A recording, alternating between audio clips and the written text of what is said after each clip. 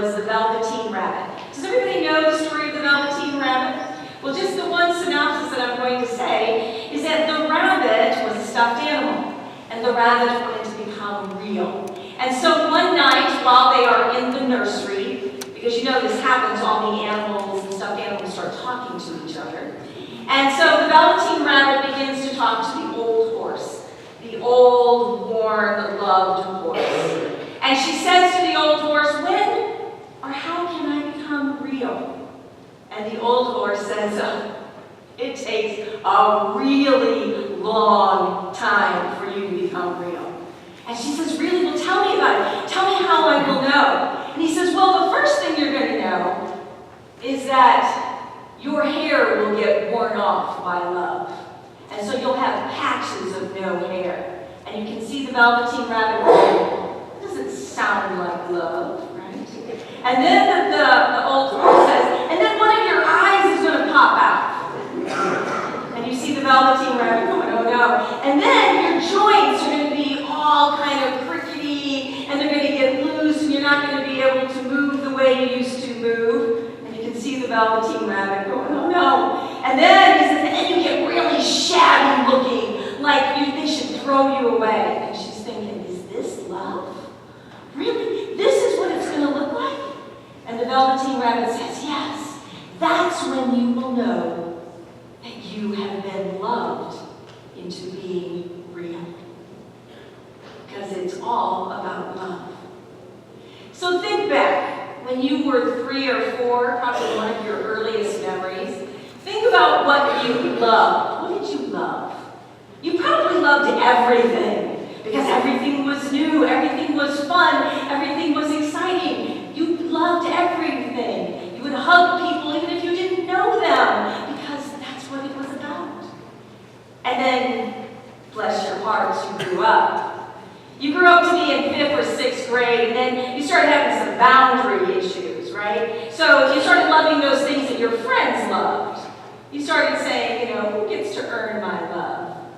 And then, of course, you get to high school, and now you really have some filters put on, and you start to discover relationships, boys and girls. There's that other person. I'm starting to have feelings for other people, but then you also discover another kind of love. I really like science, or I really like math, and I'm starting to think about what I'm going to do with the rest of my life. And so love starts taking on many different forms. And then, of course, there's adult love. You get to be an adult, but now we have all kinds of filters here. Have you earned my love? We begin to invite people to earn our love because we don't want to get hurt anymore. And then just perhaps maybe you decide to get an animal. And now you've learned love in a whole new way. You invite an animal into your home, and you love that animal as part of your family. But what you don't understand, or you come to understand, is that you are that whole world to that animal. A whole different kind of love. Or perhaps you have a child, or a grandchild, or maybe your neighbors have a new child, and you begin to experience the love of a new human being that has been brought into this world.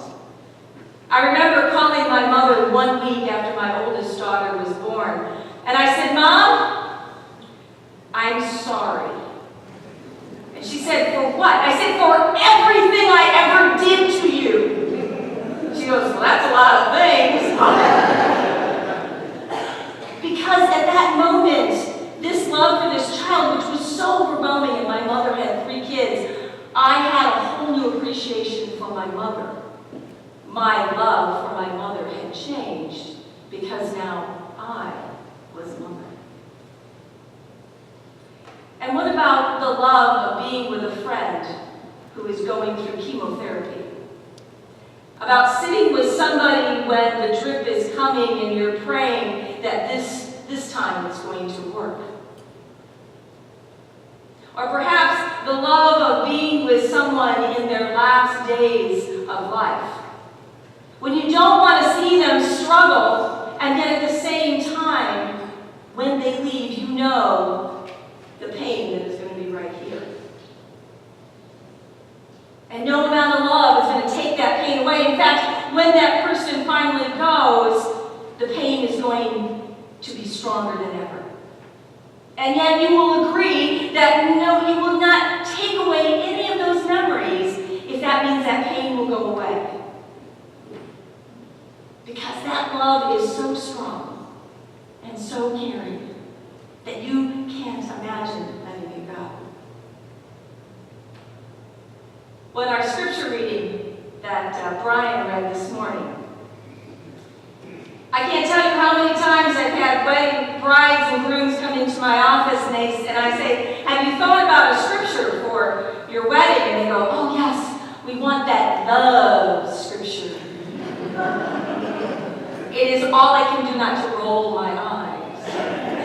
And then I say to them, in the nicest voice, you know that scripture has nothing to do with marriage. That's not what Paul was writing to the church in Corinth about. And they kind of looked at me like, really? Because every wedding that they've gone to, that scripture has been read. I said, actually, Paul is talking about how to be church. Last week I talked about the gifts, and this week Paul is talking about love. That to be a church, you have to love each other. So now hear Paul's words as a parent scolding a child. Love is not boastful. Love does not rejoice in somebody else's wrongdoing. Love does not keep a record of all of the things that are happening. Love is kind. Can you not get that through your mind?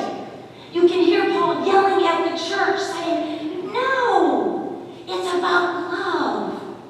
Love is what church is all about. And yet, we don't get it. You see, God calls us, commands us to love.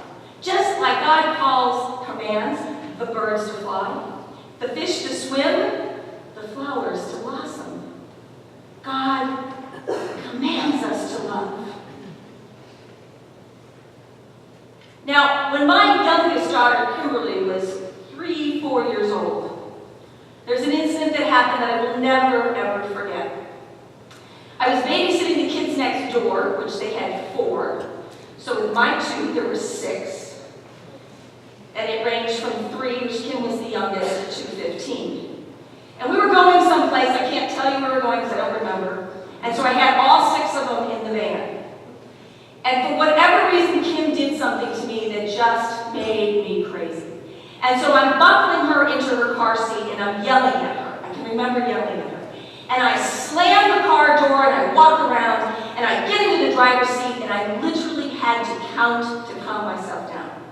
10, 9, 8, 7, 6, 5, 4, 3, 2, 1. Okay, I'm starting to get calm. And then I said the magic words.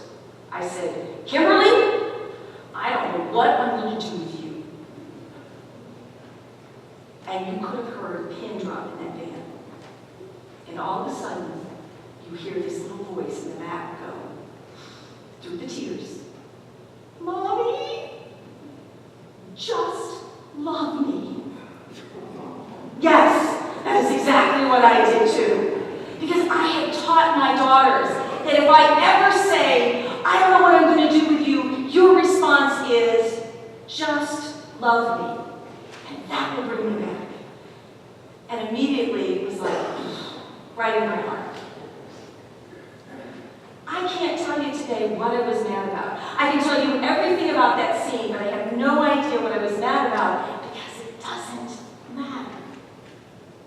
It was about the love that was more important. And I do remember the rest of the day being a really great day. But I don't remember what set it off, because it probably wasn't about her. So if it's about love, who was the greatest teacher of all? Christ. Christ came and loved the people who everybody else said was unlovable. And one of the ways that Christ did that was through listening. When you were with Christ and you read in the stories over and over again, he was so focused on that person. It was like nobody else was around. And Christ was listening to what you had to say, both verbally and non-verbally. Because we know nonverbal is much louder than verbal. Because if I say to you, I really like you, you're probably not going to believe me with my nonverbals. And so, but Christ, when Christ was listening, Christ listened to listen and not listened to respond. How many times have we listened to somebody else and as they're telling the story, we're like, oh yeah, that reminds me of the story. When they stop talking, I'm going to tell them this story. Or, yeah, come on, I got other things to do. No. Christ listened to listen because you were the most important person. And that's the gift that we get. You see, listening is probably the greatest gift of love. Because do we not all want to be heard? We want to be heard on our terms. Love, love, love. All you need is love. Truest words ever said.